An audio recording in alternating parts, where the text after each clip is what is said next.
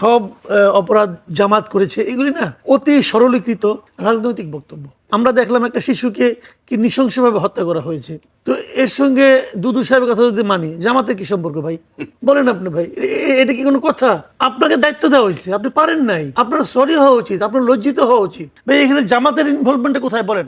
রামিসার বাবা উনি যে বিচার চাচ্ছেন না, এর মানে এই না উনি বিচার চাচ্ছেন না। উনি একটা বার্তা দিচ্ছেন, কার কাছে বিচার দেবো, কিসের বিচার চাইবো, কোথায় বিচার? প্রশাসনটা, নির্বাহী বিভাগটা কিভাবে নির্লজ্জ পাপেটগিরি করে একটা অপকর্মকে জায়েজ করতে চেয়েছে। আল্লাহর রহমতের কাছে না, কিছুই এইখানে সেটা তো আল্লাহ তাআলার ব্যাপার। আল্লাহ তাআলা বলতে তার সাথে শিরক এবং মানুষের আমরা হক বলছি আল্লাহ ছাড়া। তাআলার ব্যাপার আমরা না কথা বলি। না না, আমি আপনি বলি আল্লাহ তাআলার সাথে শিরক এবং হলো আপনার হক ছাড়া জি। যে কোনো আল্লাহ মাফ করতে পারে। শুরুতে আবু হেনা রাজ্জাকি, আপনাকে আজ যে বিষয়টা দিয়ে আমাদের কড়া আলাপ শুরু করতে যাচ্ছি, দেশে বাড়তে থাকা এই যে শিশু নির্যাতন, ধর্ষণ এবং হত্যার ঘটনায় ভয়াবহ নৈতিক অবক্ষয়ের ফল এটিকে বলছে, মন্তব্য করেছেন স্থানীয় সরকার মন্ত্রী এবং বিএনপি মহাসচিব মির্জা ফখরুল ইসলাম আলমগীর। তিনি একটি পোস্ট দিয়েছেন, তিনি বলেছেন যে এসব ঘটনা আসলে বিচ্ছিন্ন কোনো ঘটনা না, দীর্ঘদিন ধরে সামাজিক যে অবক্ষয় হয়, দায়িত্বহীনতা এবং মানবিক মূল্যবোধের পতনের কারণেই আসলে এই ঘটনাগুলো ঘটে থাকে। এই রাজধানীর পল্লবীতে ৮ বছর বয়সী শিশুকে ধর্ষণের পর হত্যার ঘটনায় সম্ভাব্য সংক্ষিপ্ত সময়ের মধ্যে দৃষ্টান্তমূলক বিচার হবে এমন কথা জানিয়েছেন স্বরাষ্ট্রমন্ত্রী সালাউদ্দিন আহমেদ। আজ দুপুরে তিনি একটি ব্রিফিং করেছেন, সেখানে তিনি জানিয়েছেন এটি। আপনার কাছে আমি যে প্রশ্নটা করতে চাচ্ছি সেটা হচ্ছে, স্বরাষ্ট্রমন্ত্রীর অনেকে পদত্যাগ দাবি করেছেন এমন ধরনের ঘটনার কারণে। এই আইনশৃঙ্খলা পরিস্থিতির অবনতির দায় স্বরাষ্ট্রমন্ত্রীর পদত্যাগ দাবি করা হয়েছে, যেটি জামাতে ইসলামের থেকে দাবি করা হয়েছে। স্বরাষ্ট্রমন্ত্রীর পদত্যাগ হলে কি আইনশৃঙ্খলা পরিস্থিতির উন্নতি হবে, এমনটা কি আমরা আশা করতে পারি? ধন্যবাদ আপনাকে এবং আপনার স্টার নিউজের দর্শক শ্রোতা সবাইকে আমার শুভেচ্ছা। একজন স্বরাষ্ট্রমন্ত্রী বদল করলে আইনের উন্নতি হবে, কথাটা সঠিক নয়। কিন্তু প্রশ্ন হচ্ছেই যে এই স্বরাষ্ট্রমন্ত্রী যিনি আসছেন, ওনারা দায়িত্ব নিয়েছেন আমার যতটুকু মনে পড়ে গত 17ই ফেব্রুয়ারি থেকে। 12 তারিখে নির্বাচন হয়েছে, 17ই ফেব্রুয়ারি থেকে মার্চ, এপ্রিল, মে 3 মাস তাদের পূরণ হয়েছে। এই 3 মাসের ভিতরে পার্লামেন্টের প্রথম অধিবেশন চলছে এবং সেই প্রথম অধিবেশনে আমরা দেখছি পার্লামেন্টের মধ্যে একচেটিয়া ওনার ছিলেন সবচেয়ে প্রভাবশালী ব্যক্তি হিসাবে। উনি এমন কোনো বিষয় নেই উনি কথা বলেননি। সবচেয়ে কম কথা যে বিষয় নিয়ে বলেছেন সেটা তার নিজস্ব দপ্তর। আচ্ছা, সবচেয়ে কম কথা হচ্ছে মন্ত্রণালয়, তার স্বরাষ্ট্র মন্ত্রণালয় নিয়ে। এবং মানে ওই অধিবেশন চলাকালীনও আমাদের কাছে এই মাজার ভাঙার ঘটনা কিংবা পীর সাহেব হত্যার ঘটনা, এরকম অনেক ঘটনা আসছে, কিন্তু সংসদে এটা আলোচনা হয় নাই। মানে স্বরাষ্ট্রমন্ত্রীর যে দায়িত্ব, তার যে বিশাল এক দায়িত্ব, তার সবচেয়ে কম আলোচনা হয়েছে তার দপ্তর নিয়ে। এবং মনে হইতেছিল যে উনি সবচেয়ে কম মনোযোগী ওনার দপ্তর নিয়ে। সেই অধিবেশন সম্প্রতি শেষ হয়ে গেল, তারপরেও আমরা সেটা তার দপ্তর নিয়ে খুব মনোযোগী, খুবই হ্যাঁ, ইতিমধ্যে উনি র্যাবের পুনর্গঠন নিয়ে আলাপ করছেন, র্যাবের নাম কি পরিবর্তন হবে এইসব নিয়ে আলাপ করছেন। কিন্তু আমরা পার্লামেন্টের ভিতর তার যে প্রভাব বা দৌড়ঝাঁপটা যেভাবে দেখছি, আমার কাছে মনে হয় না তার মন্ত্রণালয় সেটা সেভাবে দেখছি। তো এখানে আমি বলবো যে কিছু ঘাটতি তার আছে, সিনসিয়ারিটির অভাব যদি আমি ধরি। আচ্ছা, এই জন্য বলছি বদল করলেই ঠিক হবে তা নয়। আরেকটা বিষয় মানতে হবে, বাংলাদেশের যে প্রশাসন, যারা বাংলাদেশের প্রশাসন কিন্তু একটা স্থায়ী সরকার, এটা মাথায় রাখতে হবে। বাংলাদেশের রাজনীতিবিদরা ক্ষণস্থায়ী, মানে পাওয়ারে এই আছে এই নাই, এবং যারা পাওয়ারে থাকে তারা সবাই কিন্তু এই মানে স্থায়ী যে সরকার বলতে যাদেরকে বুঝাই আমি, এই প্রশাসন যন্ত্র, সেই পুলিশ প্রশাসন বা মিলিটারি প্রশাসন, সিভিল ব্যুরোক্রেসি, তাদেরকে সাংঘাতিকভাবে কোঅপারেট করতে হয় রাজনীতিবিদদের। এবং আমি মানে বিরাট ভয়েস দেখি নাই কোনো নির্বাচিত প্রতিনিধির আমলাদের উপরে। এটার মানে এই না যে আমলাকে আপনি ধমকাবেন। আমার কাছে মনে হচ্ছে সেই পার্সোনালিটি আমি দেখি না। আমি যদি বলেন আপনি রাজ্জাকির আছে, সেটা আমি জানি না, সেটা আমি বলবো না, বা আমার এটা নিয়ে মাথা ব্যথাও নাই। কিন্তু সেই একটা পার্সোনালিটি থাকতে হয়, সেই পার্সোনালিটি আমি কাউকে দেখি না। আপনি যাকে দিয়েই কল্পনা করেন না, যাকে দিয়েই কল্পনা করেন, দীর্ঘ 17 বছর তারা আন্দোলন করছে, সেই আন্দোলনে তাদের যে গতি আমরা দেখছি, সেখান থেকে তো বোঝা যায় যে শেখ হাসিনা 16টা বছর রাজত্ব করছে তো রাজত্ব, তাকে আপনাকে সরাইতে লাগছে 17 বছর। তো কেন বলছি, এই কারণে বললাম যে সেই পার্সোনালিটি আমি দেখি না। 2 নম্বর আসেন, মহাসচিব বলছেন মানসিকতার পরিবর্তন। মানসিকতার পরিবর্তন তো একটা সামগ্রিক কথা, একটা মানে এটাকে কি বলা হয়, একটা সুশীল সমাজের মতো কথা যে সবার মানসিকতার পরিবর্তন করে। আপনি কি যে মানসিকতার পরিবর্তন করবেন, বা আমি কি আমার মানসিকতার, সবার মানসিকতার পরিবর্তন হয়ে গেলে তো কোর্ট কাছারি কিছুই লাগে না। আচ্ছা, আপনার কাছে আমার একটা প্রশ্ন চলে আসে। আবু হেনা রাজ্জাকি, আপনি সিনিয়র আইনজীবী, বাংলাদেশ সুপ্রিম কোর্ট। এই ধরনের ঘটনাগুলো যখন ঘটে বাংলাদেশে, এটা খুব নতুন ঘটনা না। কয়েকদিন আগে আমরা আসিয়ার ঘটনাটা দেখলাম। এই ঘটনাগুলোর জন্য আসলে আপনার দৃষ্টিকোণ থেকে আপনার কি মনে হয় যে কঠিন বিচার, কঠোরভাবে বিচারের মাধ্যমে এটা দমন করা সম্ভব, নাকি মানসিকভাবে সবাইকে বুঝিয়ে মানসিকতা পরিবর্তন? আমি সেই জায়গায় আছি। আপনি একটা ধর্ষণ করে একটা শিশু বাচ্চারে হত্যা করে ফেললো, বা তাকে নির্মমভাবে হত্যা করছে, এখন তাকেই না আপনি বুঝাবেন, মানে কি? তাকে আপনি এসে বুঝাবেন তুমি এটা করছো কেন, এটা করা ঠিক হয় নাই, তোমারও তো বোন আছে, এইগুলো বললে হবে? মানসিকতার পরিবর্তনের জায়গাটা আমি আসতেছি আপনাকে। প্রথম হইলো, আপনি যদি আইন মানাইতে চান কাউকে, প্রথম প্রমাণ করতে হবে যে আপনি আইন মানেন। যখন আপনি আইন মানবেন, তখন মানে আন্ডার কমান্ড যারা, তারা ভাববে ওরে বাপরে বাপ, আমার যারা বস তারা তো আইনের বাইরে কিছু করে না, সুতরাং সে ছাড় দিবে না। আর আপনি যখন আইন নিজে মানবেন না, তখন আরেকজনকে আইন মানাইতে আপনি বাধ্য করতে পারবেন না, এবং না মানলে তখন আপনার কিছু করার নাই। কেন বলছি কথাটা? বাংলাদেশের গণতন্ত্র, মানে গণতন্ত্র দিয়ে আমরা মনে করি যে গণতন্ত্র হইলেই সবকিছু ঠিক হয়ে যাবে, গণতন্ত্রের মাধ্যমে নির্বাচন হয়ে গেলেই সব ঠিক হয়ে যাবে। একটা নির্বাচন হয়ে গেলেই যে সব ঠিক, তা কিন্তু নয়। কারণ আপনি নির্বাচনে ভোটে নির্বাচিত হন, তাহলে ভোটে নির্বাচিত হওয়ার পর আপনি কি একবারও প্রশ্ন করেন আপনি নিজেকে যে জনগণ আপনাকে ভোট দিছে কেন? আচ্ছা, জনগণ আপনাকে ভোট দিছে কেন কি একবার আপনি বলেছেন, চিন্তা করছেন যে জনগণ আপনাকে ভোট দিছে কেন? যদি কেন চিন্তা করেন জনগণ ভোট দিছে কেন, তাহলে গণভোট পাশ করাইছে জনগণ, জুলাই সনদ বাস্তবায়ন করার জন্য ভোট দিছে জনগণ। আপনি পার্লামেন্টে নির্বাচিত হওয়ার পর সাথে সাথে ইউটার্ন নিয়ে নিলেন যে কিসের গণভোট, কিসের জুলাই সনদ। এই যে আপনি জনগণকে বললেন গণভোটে ভোট দিতে, ভোট দেওয়ার পর আপনি চেঞ্জ হয়ে গেলেন, সেই জনগণের আপনি আইন করে তাকে দমাবেন, আপনি নিজে আইন না মেনে আরেকজনে দমাবেন কেমনি? আচ্ছা। 2 নম্বর আসেন, নির্বাচিত প্রতিনিধি হয়ে গেলে, এই যে গণতন্ত্রের মাধ্যমে আপনি নির্বাচন করলেন, নির্বাচন মানেই যদি ভোটে আপনি গুরুত্ব দেন, তাহলে তো ওইগুলো বাস্তবায়ন করতে হয়। কিন্তু আমাদের কাছে বরাবরই ইঞ্জিনিয়ারিং একটা কথা আছে, অর্থাৎ ভোট ফলাফল যাই হোক, মানে ভোট যেভাবেই দেখ না কেন, ফলাফলটা যেভাবে হয় সেই প্রক্রিয়াটা সম্পর্কে যারা ক্ষমতায় থাকেন তারা জানেন। সুতরাং সেই প্রক্রিয়ার কাছে থাকেন, সেই প্রক্রিয়াকে তুষ্ট করেন। তা নাহলে আপনি গণভোট, জনগণের ভোট যদি চিন্তা করেন, তাহলে ইউটার্নটা নিলেন কিভাবে? আপনি বলতেছেন আইনে, আমার কোনো আইন দরকার নাই, আপনি মেনে নিছেন, আপনার এই আজকের প্রধানমন্ত্রী বলছেন গণভোটে ভোট দিতে, তারপরে যে আপনি ইউটার্নটা নিলেন কোন আইনে, কোন বিধানে? এক। আবু হেনা রাজ্জাকি, আমি আবারও আসবো আপনার কাছে। আমরা কিছুক্ষণের আমি মাসুদ কামালের কাছে যেতে চাই। কিছুক্ষণ আমাদের সাথে যুক্ত হয়েছেন ইতিমধ্যেই জ্যেষ্ঠ সাংবাদিক, এবং কিছুক্ষণের মধ্যে আরো একজন অতিথি আমাদের সাথে যুক্ত হবেন। স্বাগত আপনাকে করা আলাপে। আমরা যে বিষয়টা নিয়ে আলোচনা করছি, আইন শৃঙ্খলা পরিস্থিতি এবং রামিসা, এই বিষয়টি নিয়ে। আইন শৃঙ্খলা অবনতির দায়ে আমাদের স্বরাষ্ট্রমন্ত্রীর পদত্যাগ দাবি করেছে জামাতে ইসলামী। বিএনপির ভাইস চেয়ারম্যান শামসুজ্জামান দুদু বলেছেন যে জামাত ইসলামকে নিয়ে ব্যবসা করে, ইসলামকে নিয়ে ব্যবসা করে। দেশে যত অপকর্ম হচ্ছে সব জামাত ইসলামী করছে, কিন্তু চাপিয়ে দেওয়া হচ্ছে বিএনপি সরকারের উপর। এই যে বিরোধী দলের উপর দায়ে চাপিয়ে পার পেয়ে যাওয়া, এটা একটি সুযোগ আসলে আছে নাকি বিএনপি? কিছুক্ষণ আগে আবু হেনা রাজ্জাকি বলছিলেন যে স্বরাষ্ট্র মন্ত্রণালয় সবচেয়ে বেশি, আমাদের স্বরাষ্ট্রমন্ত্রী অন্যান্য অনেক বিষয় নিয়ে কথা বলেন, কিন্তু তার নিজের মন্ত্রণালয় নিয়ে কথা বলেন না।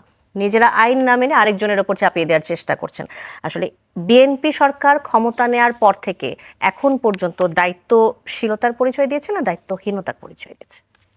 এখানে আসলে নিজে না মেনে অন্যের উপরে চাপিয়ে দেওয়া, অথবা সব অপরাধ জামাত করেছে, এগুলি না অতি সরলীকৃত রাজনৈতিক বক্তব্য। কিন্তু এই রাজনৈতিক বক্তব্য শোনার জন্য তো আসলে আমরা এখন প্রস্তুত না। আমরা একটা সরকারকে দায়িত্ব দিয়েছি দেশ চালানোর জন্য, এবং দেশ চালানোর জন্য যা যা করা দরকার তা ওই সরকারের লোক করবেন, ওই সরকার করবেন, এটা আমরা কিন্তু প্রত্যাশা করি। এখন আইন শৃঙ্খলা মনে করেন অবনতি হয়েছে, আমরা দেখলাম একটা শিশুকে কি নৃশংসভাবে হত্যা করা হয়েছে।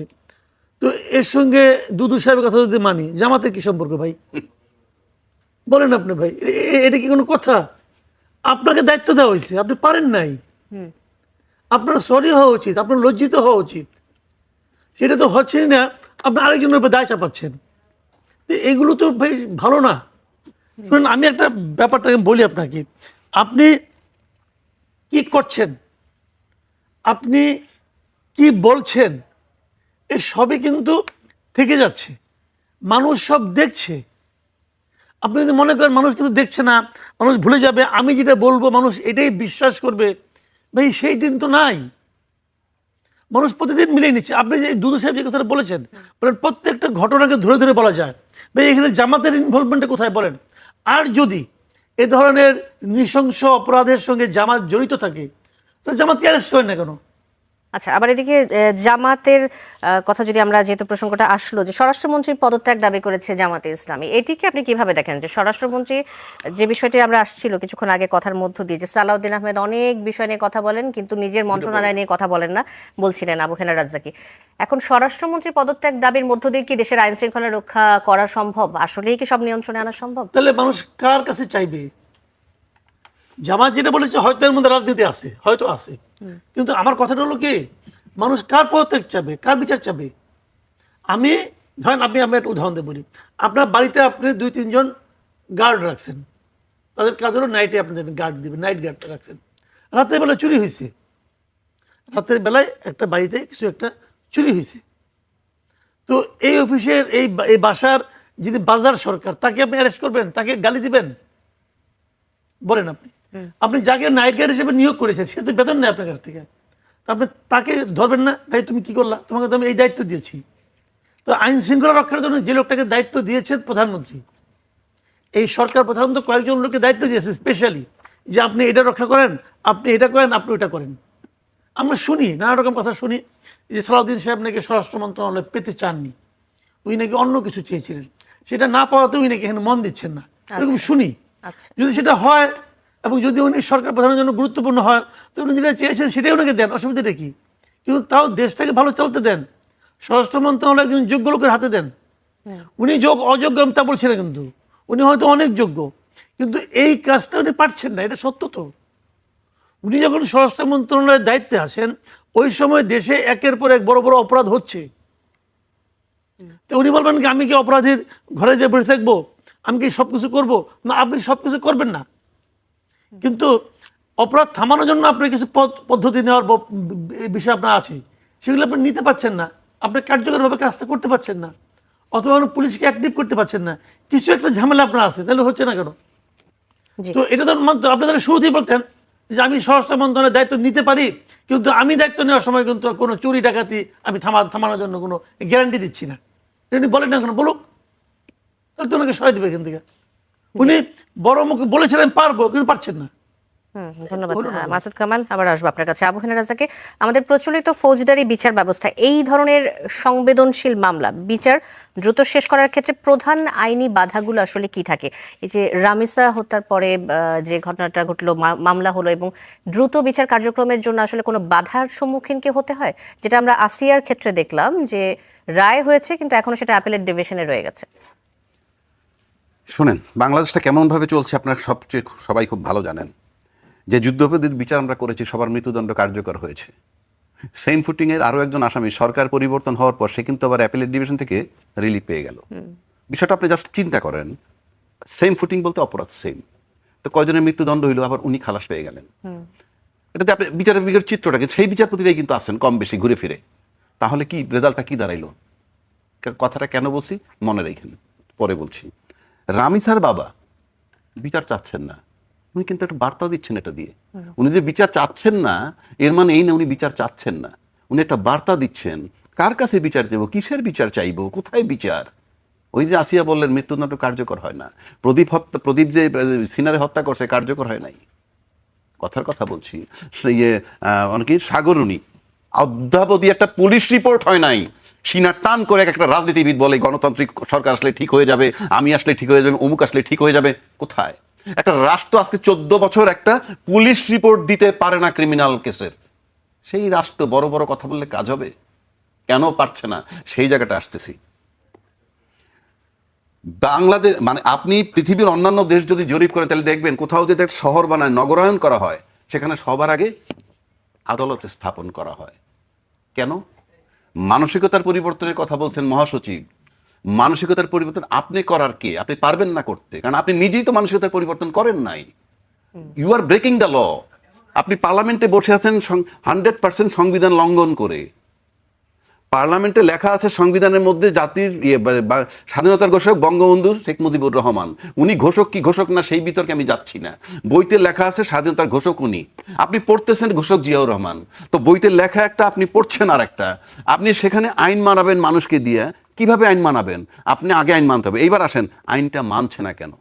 আইনটা মানছে না আপনার বিচার বিভাগের স্বাধীনতা, স্বাধীন সচিবালয়, পৃথক সচিবালয়, এই দাবি জুলাই সনদের মধ্যে যেমন আছে। জুলাই সনদ আমি বাদ দিয়ে দিলাম, কিন্তু বিএনপির যে 31 দফা, তার ভিতরে বিচার বিভাগের সংস্কার না, বলাই আছে পৃথক সচিবালয় বিচারের। সেই সচিবালয় যেভাবে হোক একটা হইল, সেটাকে কিন্তু আজকে বিএনপি বিলুপ্ত করে দিল। এই বিলুপ্ত করার মানে হচ্ছে বিচার বিভাগকে নির্বাহী বিভাগের অধীনে নিয়ে যাওয়া। আর নির্বাহী বিভাগ মানেই রাজনৈতিক দল যে ক্ষমতায় থাকবে সে নিয়ন্ত্রণ করবে। আর সে নিয়ন্ত্রণ করার মানেই হইল এই যে সরকারের দৃষ্টিভঙ্গির ব্যাপার, সরকার যেভাবে নিয়ন্ত্রণ করবে বিচার বিভাগকে সেইভাবেই হবে। সুতরাং আপনি ফৌজদারি কার্যবাহী কিভাবে করবেন?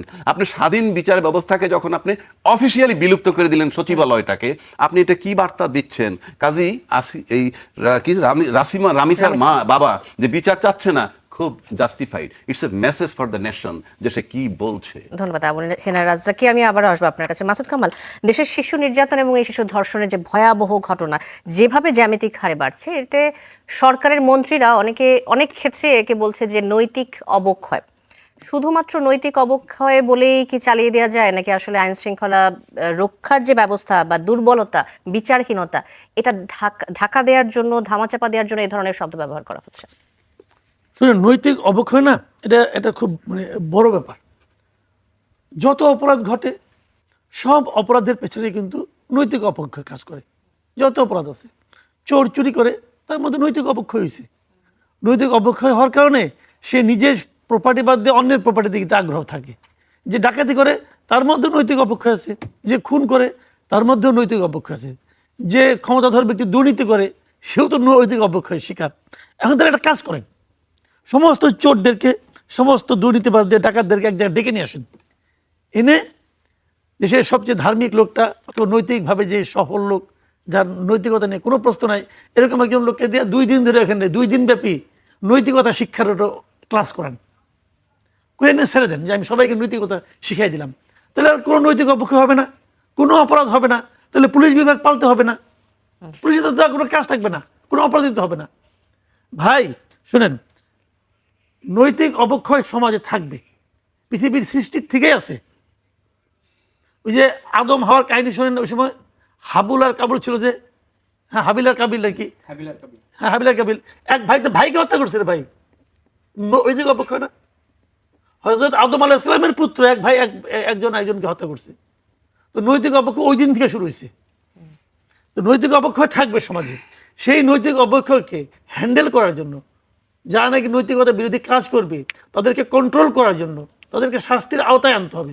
এই জন্যই পুলিশ, এই জন্যই আইন শৃঙ্খলা রক্ষাকারী বাহিনী, এই জন্যই স্বরাষ্ট্র মন্ত্রণালয়, এই জন্যই একজন নীতিবান স্বরাষ্ট্রমন্ত্রী, যাতে এই জন্যই থাকে।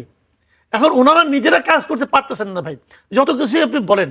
যেমন আমাদের এখানে এমপি সাহেব আসছেন, ধরা যাক ওনার কিছু দায়িত্ব আছে না, দায়িত্ব আছে, ওনার এলাকার লোকজনের প্রতি ওনার একটা কর্তব্য আছে। এখন উনি পারলেন না, না পেরে বলেন কি আমার এলাকার লোক খারাপ, বলতেই পারেন লোক আসলে তো লোক খারাপ, ওরাই তো করছে কাজগুলো। কিন্তু এই খারাপ লোকগুলো তো ভোট দিয়ে আপনি এমপি বানাইছে, তখন তো বলে নাই এই খারাপ লোকগুলো আমার মতো ভালো লোকের কারণ আনাইলো, তা তো বলেন না রে ভাই। কাজে যে লোকগুলি খারাপ, যে লোকগুলি নৈতিকভাবে অবক্ষয়ের শিকার, তাদেরকে কন্ট্রোল করা, তাদেরকে ঠিক পথে চালিত করা, অথবা তাদেরকে অপকর্ম করতে না দেওয়া, সেই জন্য প্রয়োজনীয় ব্যবস্থা গ্রহণটাও আপনার দায়িত্বের মধ্যে পড়ে। কাজে ওইটা আপনি বললে পার পাবেন না, ওগুলি বলেন না। যারা বলেন তারা আসলে উদর পিণ্ডি বুদুর গায়ে চাপাচ্ছেন। পিণ্ডিটাকে নিজের কাঁধেই রাখতে হবে, দায়িত্বটা আপনার। সরকারে আছেন আপনি, আমি জামাতকে দোষারোপ করবো না। যে জামাত অন্যায় করে, যে কথাটা দুদু ভাই বলছেন, যে জামাত অন্যায় করে, সেই অন্যায়কারী জামাতের ওই ব্যক্তিটাকে গ্রেপ্তার করেন, ওই ব্যক্তিটাকে আইনের আওতায় আনেন না। সমস্যাটা কি? কে অন্যায় করছে, সে কোন দল, এটা আমার দেখার ব্যাপার না তো। অন্যায় যে করছে তাকে আপনি আইনে আওতায় আনেন। কিন্তু ওই ঢালাওভাবে ওরা করছে, অতএব আমরা পারলাম না, তাহলে আপনি ছেড়ে দেন, তাহলে আপনি ছেড়ে দেন। ধন্যবাদ মাসুদ কামাল। কামরুজ্জামান রতন আমাদের সাথে যুক্ত হয়েছেন, সংসদ সদস্য বিএনপি। অনেক অভিযোগ বিএনপি সরকারের বিরুদ্ধে এই মুহূর্তে আমরা দেখছি যে বর্তমান যে পরিস্থিতি, রামিসা হত্যার পরে আইন শৃঙ্খলা পরিস্থিতি নিয়ে প্রত্যেকটি মানুষ, দেশের প্রত্যেকটি মানুষ কনসার্ন। এখন সবাই জানতে চায় যে এই সরকার আইন শৃঙ্খলা রক্ষায় কি ব্যবস্থা গ্রহণ করবে।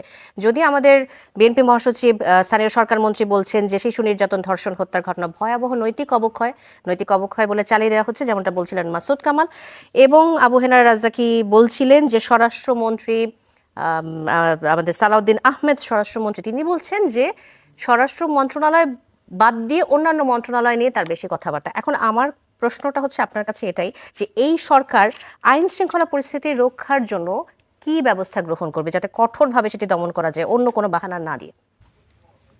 এই প্যানেলের সামনে আমি বলরাম হতে চাই না, আমি সুনরাম থাকতে চাই, তাহলে আমার জন্য সেফ। ফার্স্ট কারণ এই বুদ্ধাদের সামনে আর যে নৈতিকতার অনৈতিকতার মানে যেটা আজকে সাবজেক্ট নিয়ে এখানে আপনি প্রশ্ন অবতারণ করছেন, ওইটার উত্তর ওনারা যা বলেছেন, ওনাদের দৃষ্টিভঙ্গি তো একেবারে সমাজের, ওনারা কিন্তু একেবারে যা দেখেন, এই যে দুজনেই কিন্তু বিশেষ করে আমি জানি মাসুদ কামাল ভাই এই সরকারের অনেকের সাথে কিন্তু তার ইন্টারাকশনটা এরকম, কথা বলতে ছাড়েন না। ওনার সর্বোচ্চ পর্যায়ে ওনার যোগাযোগ আছে আমার রাজ্যকে ভাইয়ের সঙ্গে তার কথা বলতে রীতিমতো আমি মানে টু দা মানে খুব আমি রীতিমতো আমি ভয় পাই। এটা হলো আমার প্রথম আর না না আমি প্রথমেই এটা, এখন আমি একটা কথা বলি, আজকে যে সাবজেক্টটা নিয়ে কথা বলতে চাই এটা আমার কাছে একটা, যেমন প্রথমে আমার সংসদে আমার মাসুদ কামাল ভাই আমার প্রিয় ভাই উনি বললেন উনি ভোট চাইতে গেছেন। আমি তো ভোট চাইতে যখন যাব তখন কে চোর কে খারাপ এটা তো চার করে আমার কোনো বাদ বিচারে কিন্তু আমার কোনো সুযোগ নাই, যে ভোটার তার কাছে আমার যেতে হচ্ছে। এখন আমি নির্বাচিত হওয়ার পর আমার এলাকার মানুষ যদি কেউ অন্যায় করে অপকর্ম করে, ওগুলোকে আমি শায়েস্তার আইনের মানে এই যে অপকর্ম যেটা, এইটা আইনের আওতায় আনার জন্য আমি কতটুকু আন্তরিক, আমার পুলিশ প্রশাসন কতটুকু অ্যাক্টিভ, এবং এর বিচারের জন্য আমার বিচারালয়ের যে শাসন ব্যবস্থাটা এটাতে কতটুকু তৎপর, আমি কিন্তু এগুলো আমি পর্যবেক্ষণের জন্য আমি কিন্তু ওইখানকার প্রতিনিধি, এবং ওই জায়গায় আমি জবাবদিহিতাও আমার উপর, এবং আমি এই জন্য দায়বদ্ধ, এবং আমাকে উত্তরটা এই প্যানেলে আমাকে দিতে হবে, এইটুকু কিন্তু আমি প্রস্তুত।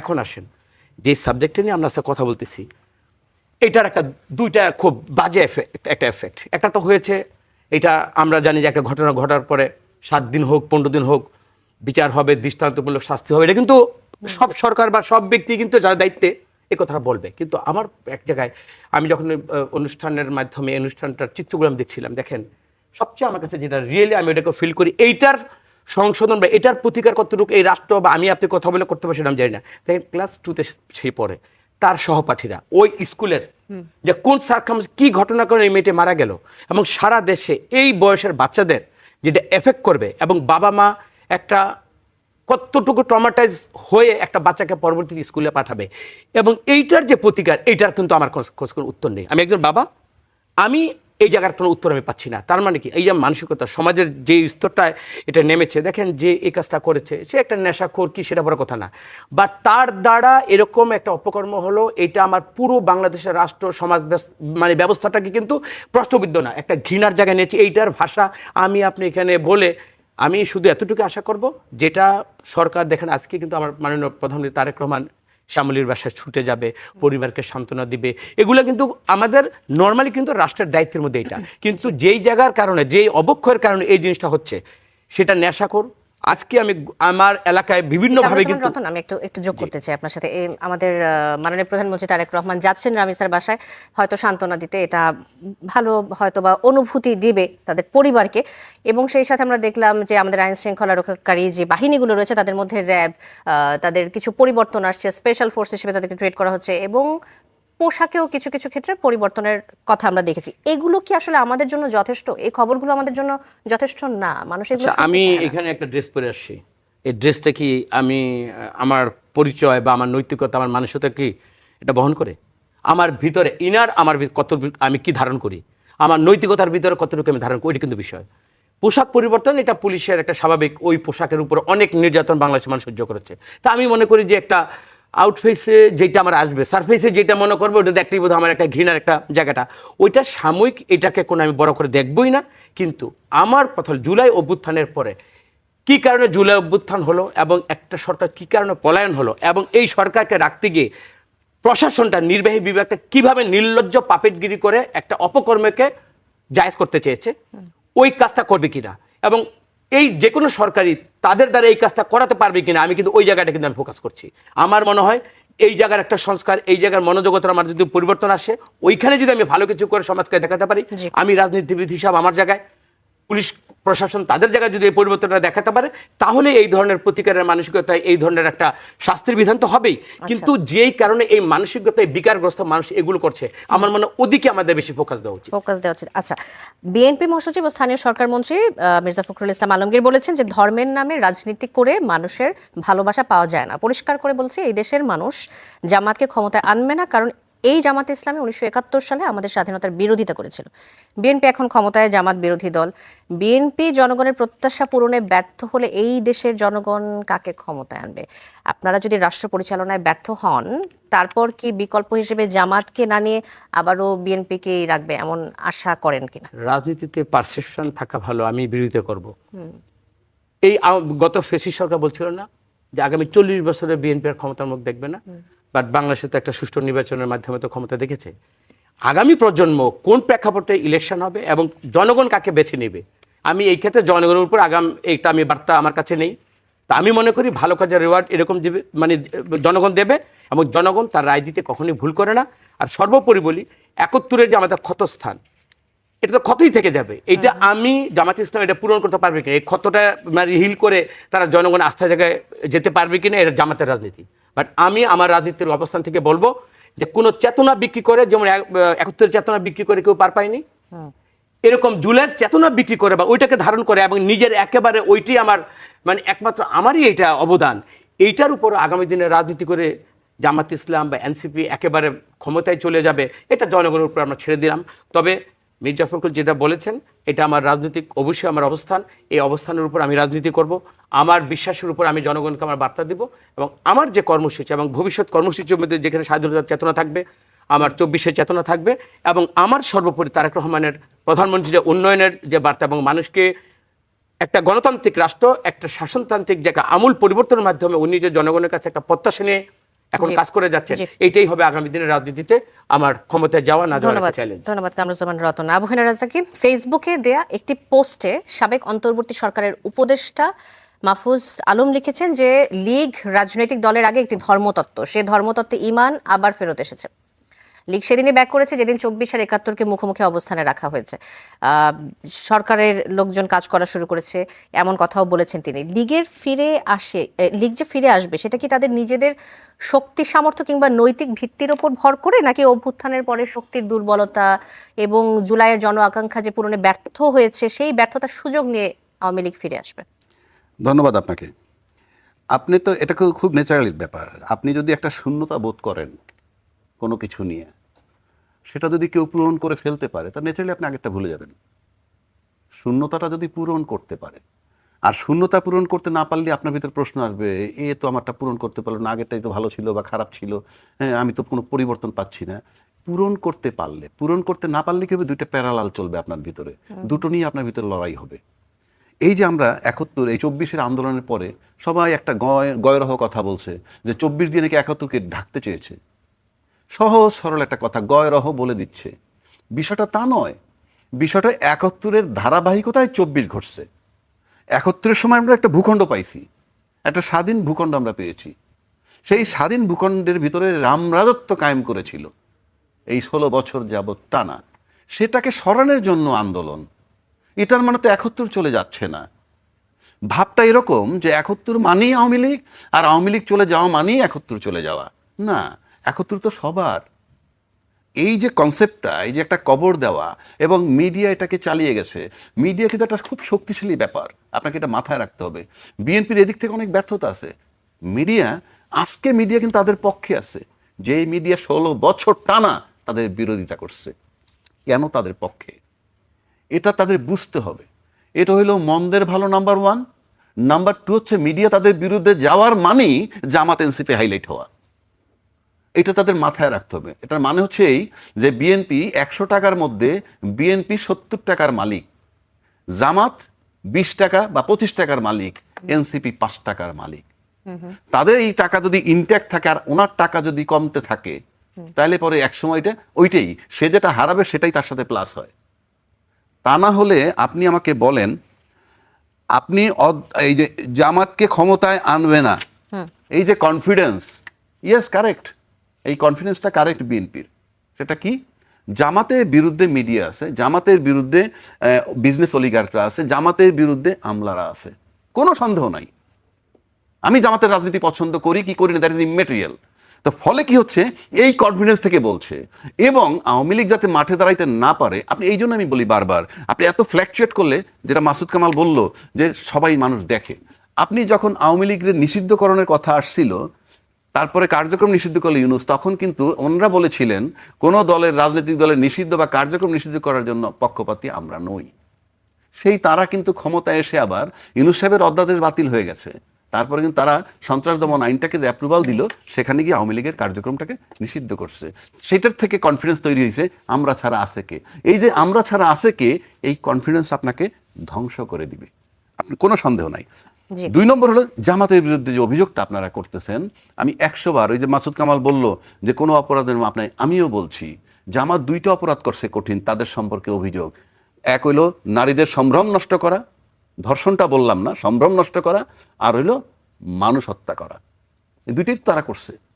এবং এই অপরাধগুলা ক্রিমিনাল কেসে, আমি আপনাকে বলি, এই 2টা অপরাধ কেউ মাফ করতে পারে না, ইভেন আদালতও পারবে না।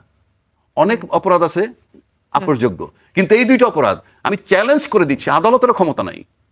আদালত হয়তো ফাইনালি সাক্ষীর প্রমাণ না পেলে মাফ করতে, মানে বিচার না হইতে পারে, আবার বিচার হইলে রাষ্ট্রপতি ক্ষমা করে, সেটা অন্য কথা।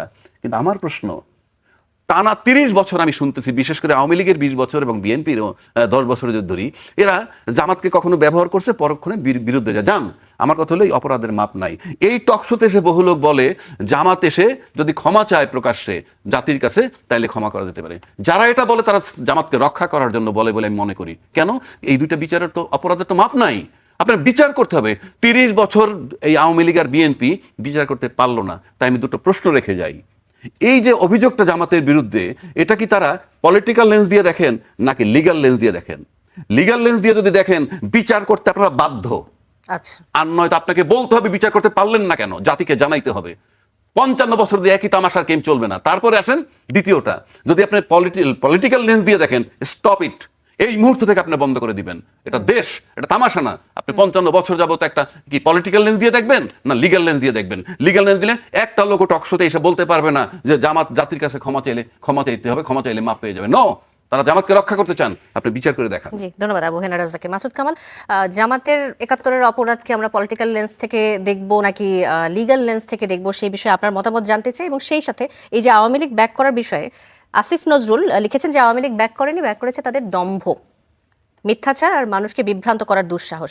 আওয়ামী লীগ ব্যাক করেছে নাকি সবসময় ছিলই? আসলে আওয়ামী লীগ যে অবস্থাতেই থাকুক, তাদের মেইনস্ট্রিম রাজনীতিতে জায়গা করে নেওয়া কি সহজ হবে কিনা, এবং সেই সাথে বিএনপি সরকারের যে অবস্থান কার্যক্রম নিষিদ্ধের ব্যাপারে, এই ব্যাপারে আপনার মতামত জানতে চাই। আমি খালি একটা জিনিস একটু বলে নিই শেষ থেকে। আসিফ নজরুল সাহেব ইউনিভার্সিটির টিচার, শিক্ষিত মানুষ, লেখাপড়া জানেন। উনি বলেছিলেন যে ব্যাক করেছে তাদের 3টা কথা, তার মধ্যে শেষটা হলো মানুষকে বিভ্রান্ত করার দুঃসাহস। জি। এই মানুষকে বিভ্রান্ত করতে দুঃসাহস লাগে না তো? একজনকে বিভ্রান্ত করবেন, এটা সাহস লাগে নাকি? দুর্বল লোকরা পারে, এটা মিথ্যা কথা বলে আপনাকে বিভ্রান্ত করে দিল। আপনি বিভ্রান্ত, এর জন্য সাহসের কোনো দরকার নাই। এখন প্রশ্নটা হলো কি, যে এটা আমি একটা মানে ভাষাগত কথা বললাম। নর্মালি আসিফ নজরুল সাহেব যে কথাটা বলছেন, এই কথাটার প্রথম অংশ কিন্তু ভুল না, যে আওয়ামী লীগ ফিরবে কেন। আওয়ামী লীগ তো আছে, আওয়ামী লীগ এই দেশে আছে, দেশের প্রত্যন্ত অঞ্চলে আওয়ামী লীগ আছে, আওয়ামী লীগের সাধারণ মানে অনেক নেতাকর্মী দেশে আছে। প্রশ্ন হচ্ছে, যদি আপনি আওয়ামী লীগটা এই 15 বছর যাদের হাতে ছিল, যারা আওয়ামী লীগের নামে শাসন চালিয়েছে, অত্যাচার চালিয়েছে, নির্যাতন চালিয়েছে, তাদের মধ্যে কিন্তু মোটামুটি সবাই দেশ ছেড়ে পালিয়েছে এবং তাদের কোনো সমস্যা হয় না। তারা যেখানে গেছে খুব ভালো আছে, অর্থনৈতিকভাবে ভালো আছে, টাকা পয়সা মানে অপরিমেয় অর্থ লুটপাট করে তারা চলে গেছে।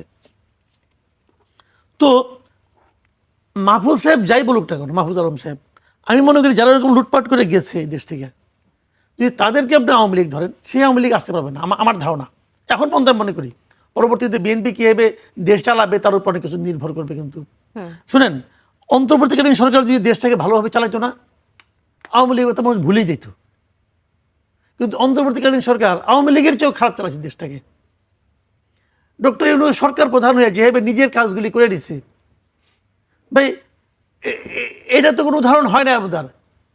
আদার হাইকোর্ট থেকে 666 কোটি টাকা কর ফাঁকির রায় দিছে, সে রায়ের পরে তারা মনে এখানে ওই বিচারিকা লেখে না, সে বিব্রত বোধ করে, নিজের সবগুলি মামলা উঠাই নিছে যে ভাই বোনই, নিজের প্রতিষ্ঠানের নামে আপনার সুবিধাগুলি নিয়ে নিছে। তো এইগুলো দেখে শুনে শেখ হাসিনার এক পিয়ন ছিল, সে 15 বছরে 400 কোটি টাকা চুরি করছে। আবার এক উপদেষ্টা দেখলাম তার এক এপিএস, সে 3 মাসেই 300 কোটি টাকা কামাই এনেছে। তো এগুলো যখন ঘটছে না, মানুষ কিন্তু কম্পেয়ার করছে, এবং কম্পেয়ার করছে বলেই এই যে আওয়ামী লীগ আসছে এই ধরনের কথা আসছে। বিএনপি গভর্নমেন্ট ক্ষমতায় আসছে 3 মাস, এরা থাকবে 60 মাস। দেখেন মাত্র 20 ভাগের 1 ভাগ হয়েছে। বিএনপি কিভাবে দেশ চালাবে তার উপরে অনেক কিছু নির্ভর করবে। বিএনপি যদি মন্দভাবে দেশ চালায়, আওয়ামী লীগের প্রত্যাবর্তন কেউ ফেরাতে পারবে না, কেউ না। আবার বিএনপি যদি ভালোভাবে দেশ চালাতে পারে, তাহলে মানুষ আওয়ামী লীগ মনেও করবে না, ভাববে কি দেশটা ভালোভাবে চলতেছে, তাহলে আমি আবার ওটার মধ্যে যাই কেন। আচ্ছা, হিসাবটা হলো এই জায়গায়, ধরেন আপনার 1 মাস আগে একবার মাথা ব্যথা করছিল, হয়তো অনেক মাথা ব্যথা করছিল, কিন্তু আজকে যে আপনার পেইনটা উঠছে, হেডেক যেটা আজকে যেটা হচ্ছে, আপনার কাছে কিন্তু আজকেরটা ইম্পর্টেন্ট। আপনি কিন্তু 1 বছর আগে এটা ভুলে গেছেন না ভাই। কাজে এখন যদি আপনার মাথা ব্যথা না হয়, তাহলে আপনি 1 বছর আগে ভাববেন যে ওইটা আমি আর চাই না, এরকম বলবেন। কিন্তু আপনি যদি এখন কন্টিনিউয়াস মাথা ব্যথার মধ্যে থাকেন, তাহলে বলবেন কি আগে বরং আমি ওষুধ খাইছিলাম ভালো হয়েছিল, এখন তো ভালো হচ্ছে না। আচ্ছা, আওয়ামী লীগ রাজনৈতিক দল হিসেবে এখন যে হুটহাট ঝটিকা মিছিল করা, অনলাইনে আওয়াজ তোলা, এর বাইরে আমরা আসলে খুব একটা সরব দেখিনি এই এখন পর্যন্ত আওয়ামী লীগকে। বিএনপি জামাত নিষিদ্ধ না হয়েও 17 বছর আসলে আওয়ামী লীগের বিরুদ্ধে রাজনৈতিক প্রতিরোধ গড়তে পারেনি। এখন আওয়ামী লীগের কার্যক্রম যদি নিষিদ্ধ থাকে, তাহলে তাদের ফেরাটাকে আপনি কিভাবে দেখেন? যদি আমরা সরকার দলীয় কাজের প্রভাব ওগুলোর বিবেচনাটা বাইরে রাখি, তাহলে আওয়ামী লীগ একটি রাজনৈতিক দল হিসেবে তাদের ফেরার সম্ভাবনা কতটুকু? সম্ভাবনা আমি দেখি আছে, সম্ভাবনা আছে। দেখেন এই সরকার, অন্তর্বর্তীকালীন সরকারের ওই অধ্যাদেশটাকে আইন বানিয়েছে। অধ্যাদেশটা কি ছিল বলেন তো? অধ্যাদেশটা ছিল হলো সন্ত্রাসবিরোধী আইন। সন্ত্রাসবিরোধী আইনে একটা সংশোধনী। সন্ত্রাসবিরোধী আইন কিন্তু এটা হাসিনা মানে ওই সরকারই করছে, ওটাকে আমরা কালো আইন বলতাম। সেই কালো আইনটাকে অন্তর্বর্তীকালীন সরকার একটু সংশোধন করছে। সংশোধন করে সেখানে ব্যক্তির সঙ্গে সত্তা যোগ করেছে। সত্তা যোগ করার অর্থ হলো আগে ব্যক্তিকে নিষিদ্ধ করা হতো, এখন আপনার দলকেও করা যাবে, এইটুকু করেছে। কিন্তু এর চেয়ে বেশি কিছু কিন্তু করে নাই। সেই সংশোধনের আলোকে তারা বলছে আমরা আওয়ামী লীগের বিচার করবো আইসিটিতে। ঠিক আছে, যতদিন এই বিচার চলবে ততদিন আওয়ামী লীগের রাজনৈতিক কর্মকাণ্ড বন্ধ থাকবে। আচ্ছা। বিচারে যদি আওয়ামী লীগের পক্ষে রায় হয় না আওয়ামী লীগ রাজনৈতিক দল হিসেবে নিষিদ্ধ হবে না, তাহলে আওয়ামী লীগ চলে আসবে। এটা তো আইনগত ভাবেই আসতে পারে, এটা তো আইনগত ভাবেই আসতে পারে। আমি আপনাকে বলি একটা কথা, এটা বলাটা হয়তো বলবেন যে আমি কি জ্যোতিষ নাকি, আমি জ্যোতিষ না রে ভাই। ধরেন কতগুলি বুঝতে হবে, ধরেন এই সংসদে যদি এটা যদি বাতিল করে দিত, মানে বিএনপি গভর্নমেন্ট, মানে রতন ভাইরা যদি বলতেন এটা মানি না, তাহলে কি হচ্ছে জানেন? এই জামাত এবং এনসিপি তাদের পায়ে বসতো, বলতো ওই যে তারা যে একটা স্লোগান দিত না, যে নৌকার ধানের শীষ 1 সাপের থেকে 2 সাপের 1 বিষ, এগুলি বলে তারা মাঠ গরম করতো। তো ওনারা ট্রিকি হয়েছে একটুখানি। ট্রিকিটা কি? ওই অধ্যাদেশটাকে মেনে নিছে, মেনে নাও ভাই আইসিটিতে যাবে। আর আইসিটি যদি বলে যে না সংগঠন হিসেবে আওয়ামী লীগকে নিষিদ্ধ করার দরকার নাই, তখন ওনাদের কেউ বলতে পারবে না। ওরা ভাই আমি তো কিছু বলি নাই, আদালত বলছে। আচ্ছা, আমার ধারণা এরা এই লাইনে যাচ্ছে। সরি, জি ধন্যবাদ মাসুদ কামাল। কামরুজ্জামান রতন, আপনি এই প্রসঙ্গে কি বলবেন? আসলে কি ট্রিকি হচ্ছে নাকি বর্তমান সরকার? আমি তো একটু সবসময় কিন্তু সত্য কথাটা বলার চেষ্টা করি আর কি। তো ঠিকই হয়েছে না ওনাদের মতো উপদেষ্টারা বিএনপিকে ঠিকই হওয়ার জন্য উপদেশ দিচ্ছে, সেটার তো একটু ফাইন্ডিংস থাকা উচিত। করেন যেটা নেন, অসুবিধা নাই। প্রথম উত্তর। আচ্ছা, আমাকে একটা প্রশ্ন করেছেন, মির্জা ফখরুল বলছেন যে ধর্ম নামে রাজনীতি হবে না। তো আমি তো আমার রাজ্জাকি ভাইয়ের একটা প্রশ্নে যদি জামাত থাকতো, জামাত এই প্রশ্নের উত্তরটা দিতে চাইতো। যেহেতু জামাত নেই, আপনি এখানে একটা কথা মানে প্রশ্ন করছেন, 2টা অপরাধ তারা মাপ পাবে না। সেটা হলো একটা সম্ভ্রমহানি, মানুষ হত্যা আর মানুষ হত্যা। তো এইখানে জামাত হয়তো থাকলে একটা ব্যাখ্যা দিত, ওই ব্যাখ্যাটা আমি দেবো। সেটা কিন্তু জামাতের পক্ষে চলে যেতে পারে, সেটা আমি অন্য আসপেক্টে না। আমি আপনাকে বলি ওরা থাকলে এই ব্যাখ্যাটা দিত, যেহেতু আপনি বলছেন ধর্মটাকে কখন আমি টেনে নিয়ে আসি। যখন আমার নৈতিক মানে আদর্শগত দিক থেকে আমি সাফিসিয়েন্ট মনে করি না, জনগণ এই দেশের মানুষ সংখ্যাগরিষ্ঠ মানুষ, জি, মুসলমান। আপনি প্রয়োজন মনে না, হ্যাঁ, আমি না, যখন দেখবো সংখ্যাগরিষ্ঠ যে মুসলমান, তাদেরকে কিভাবে হিপনোটাইজ করে বা ধর্মটাকে কিভাবে ইউটিলাইজ করে আমি একটা সর্বোচ্চ আমি ব্যবহার করতে পারি। তো সেইখানে ওনার উত্তরে মানে সম্ভ্রমহানি আর হত্যা মামলার হত্যার পরে আল্লাহ ওদেরকে মাফ চাবে না, আমরা কিন্তু এইখানে না। যা উনি আরেকটা কথা বলেছেন, যারা ওনাদের মাফ চাইতে বলেছে তাদেরকে মানে প্রক্রান্ত তাদেরকে রক্ষা করতে চাচ্ছে। এখন আমি একটা অন্যায় করলাম, আমার বিচারটা কে করবে? একটা দুনিয়াবি হইতে হবে, যেটা আমি রাজনীতি করি সেটা জনগণ করবে, আরেকটা হইতে হবে সে আখিরাতে যদি আমি বিশ্বাস করি আল্লাহ তাআলা করবে। এটা তাদের বিষয়, আমরা বলছি এই বিচারে এনে করতে হবে, এই বিচার করতে হবে। তো এই বিচারের জন্য নাহলে আদালত অভিযোগ কেন? আছে না, তাহলে আপনি তাদেরকে ক্ষমা চাইতে বলেন কেন? তাহলে আমি বলেন তো যে বলি তোমরা নাই। ক্ষমা চাইলে হবে না। আমি তো বলি নাই। না, আমি বলছি অনেকে বলে এখানে এসে তাদের পক্ষে বলে না? তখন মাসুদ ভাই, তারা কিন্তু বলে না যে ক্ষমা চাইতে হবে? রাজ্জাকি ভাই, তারা ক্ষমা এখানে কিসের? এখানে একটা আয়াত দিবে। আমার দরকার তারা কি না, দিবে? ওই আয়াতটা আমি দিই একটু, এটা তো দেন, আমার আপনি কাছে দেন। বলতে যাচ্ছে, সেটা হলো আল্লাহ আমি তাআলা বলছি, একজন আমি কোরআনে বিচার চাই। বলছেন, লা তাকুন্নাতু মির রাহমাতিল্লাহ, ইন্নাল্লাহা ইয়াগফিরুদ যুনুবা জামিআ ইন্নাহু হুয়াল গফুরুর রহিম। এটা আল্লাহ তাআলা কোরআনের আয়াত, মানে সত্য। তুমি যত বড় গুনাহগারী হও, আল্লাহর রহমত থেকে তুমি কখনো নিরাশ ভাইবে না, আল্লাহ গাফুর, আল্লাহ রহিম। তো ওরা তো ওই আয়াতের উপর বিশ্বাস। সেটা তো আসি, সেটা অন্য কথা। সেটা হলো যে তুমি যদি আসমানের যত তারা, পাতালের যত বালি, ওই পরিমাণ গুনাহও যদি তুমি করো, আল্লাহর রহমতের কাছে না, কিছুই এইখানে না। সেটা তো আল্লাহ তাআলার না, ব্যাপার। আল্লাহ তাআলা বলছে তার সাথে শিরক এবং মানুষের আমরা হক বলছি আল্লাহ ছাড়া। তাআলার ব্যাপার আমরা না, করব না। না, না, আমি আপনি বলি আল্লাহ তাআলার সাথে শিরক এবং হলো আপনার হক ছাড়া জি। যে কোনো আল্লাহ মাফ করতে পারে। আমি আপনাকে এতটুকু বলি, আমি তাদেরকে ডিফেন্ড করছি না, এটা তারা থাকলে এই উত্তরটা তারা দিত। আমি মনে করি তাদেরকে বারবার আমরা মাপ চাইতে বলছি, সবাই মাপ চাইতে বলছে, তারা মাপ চাইছেন। জনগণ মাপ করবে কি করবে না, এটা জনগণের এটা উপর। জনগণ বা মানে সবকিছুর কিভাবে? উপর। এটা জনগণের টাইমটা না, বিচার কি যখন- করবে? বিচার করবে রাষ্ট্র। না, না, তাদের এই বিচার করবে কিভাবে? প্রথম বিচার বিচার করবে করবে জনগণ। রাষ্ট্র। রাষ্ট্রতে এই পর্যন্ত শোনেন, স্বাধীনতা 54 বছর যদি আপনি বিচার না করতে পারেন, তাদের বিচারটা আর কবে হবে? তাহলে সেইখানে আসেন। এই জন্য বলছি, এটা কি পলিটিক্যাল লেন্স দিয়ে দেখেন নাকি লিগ্যাল লেন্স দিয়ে দেখেন? এই জায়গায় আসতে হবে। আরেকটা কথা বলি রতন ভাই, আপনার মানে অ্যাজ এ গুড ফ্রেন্ড, ধরেন জামাতের রাজনীতি জাহান্নামে যাক গিয়ে, এটা নিয়ে আমাদের মাথা ব্যথা কেন? জামাত এটা করে আসতে পারবে না, ওইটা করে আসতে, আমরা রাষ্ট্র নিয়ে আলাপ করি। কে আসতে পারবে? আপনি আসছেন, আপনি কি করছেন? সে অমুকে আসতে পারবে না, এনসিপি আসতে পারবে না, বলতেছি আমরা। আমাদের এই আলোচনার তো দরকার নাই। আমাদের দরকার আমরা সামনের দিকে যাব, এই সরকার কিভাবে কাজ করবে তাকে দরকার হলে আমরা সাজেস্ট করব, করতে চাই। কিন্তু এই রাজনীতি, এই যে একটা প্রথম অধিবেশন গেল, এই অধিবেশনে কি আলাপ হইলো? স্বাধীনতার পক্ষ শক্তি, বিপক্ষ শক্তি, গুপ্ত সুপ্ত, 71, 52, 24, এই জন্য জনগণ ভোট দিছিল। জি, কামরুজ্জামান রতন, আপনার আমি কাছে তো যে আলোচনা না, ছিল, রাজ্জাকি ভাইকে আমি যে বলি, সংসদে কি আলাপ হবে, তো সবার তো পার্সোনালি তো একটা নোটিশ দিতে পারে যে এই এজেন্ডার উপর আমি নোটিশ দেবো। 71 হতে পারে, 301 বিধিতে, সবগুলো তো আমার বিধান আছে। তো জি। হ্যাঁ, উনি বলতে পারে যে এই পয়েন্টের উপর কোনো আলোচনা হচ্ছে না। তো এই আলোচনার জন্য জামাতকে তো তারা তো একটা সিট নিয়ে 72 বা 78 একটা সিট নিয়ে তো আসছে, এনসিপি তো আসছে।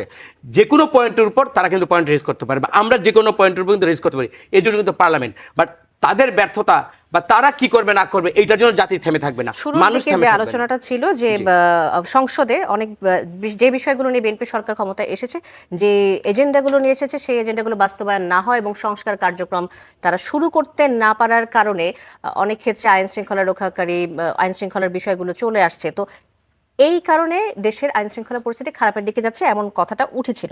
সেই প্রসঙ্গ ধরেই আবহান রাজাকে আমি যদি ভুল না করি কথাটা আবার তুলেছেন, এই বিষয়ে আপনি না, কি যোগ করতে চান? যেটা সংস্কার বা যেই জিনিসগুলো এখন আলোচনা হচ্ছে না, বা ওই আলোচনা ব্যর্থ হওয়ার কারণে আইন শৃঙ্খলা অবনতি, এটার সাথে আমি একমত নেই। জুলাই সনদ বা সংস্কারের যে আলোচনা হবে, এই 3 দিন আগে কিন্তু আমার সরকার আবার কিন্তু রিপিটেডলি তাদেরকে এই জুলাই যেটা অমীমাংসিত সাংবিধানিকভাবে এবং আইনগতভাবে যেটা আমাদের করতে হবে, তাদের কিন্তু আবার কিন্তু আমন্ত্রণ জানিয়েছে। এবং সাথে আগামী 7 তারিখ থেকে আবার নির্বাচনে বসছে, মানে সংসদ বসছে। সুতরাং আমি মনে করি আলোচনার দ্বার এখনো খোলা, এবং আলোচনার মাধ্যমে একটা এখন তো রাস্তা আমাদের আছে। তো তো এখনই এক শঙ্কা, অনাস্থা, এই জিনিসটা আমি এখন আমি আপনার একটু যোগ করি। জি। স্বাধীন বিচার ব্যবস্থা আপনি চান, আমি চাই, উনি চায়। স্বাধীন বিচার ব্যবস্থার প্রথম শর্তই হইল একটা পৃথক সচিবালয়। সেই সচিবালয়টা কিন্তু হয়েছিল, সেটাকে কেন বিলুপ্ত করা হইল এবং তাদের কর্মকর্তা কর্মচারী আইন মন্ত্রণালয়ের অধীনে ন্যস্ত করা হইল? তার মানে পরিষ্কার চিত্র। এবং এটা কিন্তু জুলাই সনদ বাদ দিলাম, গণভোট বাদ দিলাম, আপনার 31 দফার মধ্যে আছে। সেটা আমরা বিলুপ্ত করলাম কেন? আমি কিভাবে তাহলে আস্থায় নিব? আমি বিচার বিভাগে যখন নির্বাহী বিভাগের আস্থায় নিতেছি, তখন আমার বারবার ইউনূস সাহেবের কথা মনে পড়ে। ইউনূস সাহেব বলছিল ছাত্ররা আমার নিয়োগকর্তা। বলছিল বলা সবাই জানি আমরা, ছাত্র আমার নিয়োগকর্তা। আজকে বিচার বিভাগের এই সচিবালয়টা বিলুপ্ত করার মানে হচ্ছে এই যে নির্বাহী বিভাগ যেখান থেকে হাঁটবে, সেই মন্ত্রী, যে কোনো মন্ত্রী যখন কারো পাশ দিয়ে হাঁটবে বিচারালয়ের, বিচারক তারা দেখলি মনে উনি আমার নিয়োগকর্তা। সেটাকে দূর করতে এই একটা কাজ শুধু করেন, আমি নিশ্চিত করে বলতে পারি বাংলাদেশের 80% ঠিক হয়ে যাবে। এবং এটা না করার মানই হচ্ছে এই যে দুর্নীতি চলমান থাকবে, মানবাধিকার লঙ্ঘন থাকবে। কেননা এই যেমন মানবাধিকার কমিশনটা আমরা অ্যালাউ করলাম না করে কোনটা করলাম, 2009টা ফেরত আনলাম। 2009টা কিন্তু শেখ হাসিনার করা। তার মানে পরিষ্কার একটা চিত্র আমরা পাচ্ছি এই যে এই দেশে দুর্নীতি চলমান থাকবে, কেউ করে চলে যাবে, আবার কেউ এসে করবে, এই ধারাবাহিকতা বজায় রাখবে। এবং আজকে পর্যন্ত 5ই আগস্টের পরে বিন্দু মাত্র সংস্কার হয় নাই। ধন্যবাদ কোনো আপনার বিষয় রাজা। ছাড়- আমি আপনার কাছে আসবো একই প্রসঙ্গে, যে আপনারা আসলে সংস্কার কার্যক্রম নিয়ে এত বিলম্ব করার কারণ কি, এবং সেই সাথে আইন শৃঙ্খলা পরিস্থিতি যে খুব ভালোর দিকে যাচ্ছে তা তো না। আমরা আসলে কোন বিষয়টাতে দেখছি যে সরকার ফোকাস করছে? সরকার সচেষ্ট থাকবে আইন শৃঙ্খলা উন্নতির জন্য, এটা আমি দৃঢ়ভাবে বলছি। একবার উন্নতি হয়ে গেছে বা একেবারে সফলতা চলে আসে তো আমরা বলিনি তো। যেখানে অব্যবস্থাপনা বা যেখানে একটু আইন শৃঙ্খলা অবনতি হচ্ছে, সেটাকে কিন্তু কিভাবে সংশোধন আকারে এটা প্রতিকারের জন্য কি কি স্টেপস নিলে করা যায়, এগুলো কিন্তু সচেষ্ট। এটা চলমান প্রক্রিয়া এবং এটা কিন্তু হবে, আমি আশাই করব। এখন দেখেন, স্বাধীন সচিবালয় বা গুম কমিশন যেটা বাতিল হয়েছে, সরকার কি বলেছে যে আমরা জুলাই সনদে বলছে আমরা অক্ষর পালন করব। পরবর্তীতে যেগুলো নোট অফ ডিসেন্ট দিয়েছে বা এখন যে জায়গায় আমাদের অসামঞ্জস্য এবং যে জায়গায় আমরা এক হতে পারছি না, এই যে একটা সংসদের একটা আপনার হয়েছে, এখানে যে একটা কমিটি গঠন হয়েছে, সব কিছু নিয়ে পরবর্তী আলোচনা হবে, আলোচনা মানে ভিত্তিতে যেটা সুদৃঢ়ভাবে একটা আইন প্রতিষ্ঠিত হবে। এই জন্য তো 5 সদস্য বিশিষ্ট বিরোধী দলকে আমন্ত্রণ জানাচ্ছে। এখানে দেখেন আলোচনা হবে, আলোচনার মধ্যে যদি আলোচনা ভেঙে যায় এবং বিএনপি যদি না মানে, তখন আমি রাজ্জাকি ভাইয়ের এই কথার এগেইনস্ট আমি কোনো প্রটেস্ট করবো না। কারণ আমার ব্যাখ্যাটা দেওয়ার সুযোগ এখনো আমার আছে, এখনো কিন্তু আমার সমঝোতার জায়গাটা আছে। সেখানে আমি কি চাচ্ছি, জামাত এবং এনসিপি কি চাচ্ছে, এখনো কিন্তু ওই অনৈক্যের জায়গাটাকে যদি আমি সুদূর ওইটাকে যদি আমি সিমেন্ট করি, তাহলে কিন্তু আমার ঐক্যটা হবে না। আমি চাই hope for the best, Razzaqi ভাই উপদেশ দেখ, মাসুদ কামাল ভাই গভর্নমেন্টকে এখনো সুরাহার জন্য বা বিপথে যেন না যায়, ওনাদের ভাষায় আমি মনে করব সরকার এত জুলাইয়ের আমার রক্তর স্নাতর উপর দিয়ে আমাদের যে আজকে যে অবস্থান, এটার পরে কোনো ধরনের, আমি এটাকে অন্যভাবে আমি বলতে পারবো না, কোনো ধরনের আমার জন্য বদচিন্তা আমার ভিতর না আসে। এবং আমি জনগণের প্রত্যাশাকে ধারণ করতে চাই সাংবিধানিকভাবে। একেবারেই শেষ পর্যায়ে রয়েছে, ধন্যবাদ মাসুদ কামাল। একেবারে শেষ পর্যায়ে রয়েছে, শেষে কিছু যোগ করতে চান কিনা? না, আমি যোগ করলে একটাই করবো। দেখেন, সবার উপরে কিন্তু একটা দায়িত্ব থাকে। যখন সরকারে যায় তারও দায়িত্ব থাকে, যখন পৃথিবীতে কেউ আসে না সেও কিন্তু একটা দায়িত্ব নিয়ে আসে। তো কিন্তু আমি একটা কর্নারে পড়ে আছি, আমার কেউ দেখে না, আমার দায়িত্ব আমি পালন করলাম কি করলাম না যেটা আমি দেখলাম, ওর জন্য তো অন্যের ক্ষতি হলো না। কিন্তু যেরকম সরকারে যান, ওনাদের একটা দায়িত্বের অবহেলার জন্য কিন্তু দেশ ক্ষতিগ্রস্ত হয়, তখন তার মানে ওনাদের উপর দায়িত্বটা বেশি।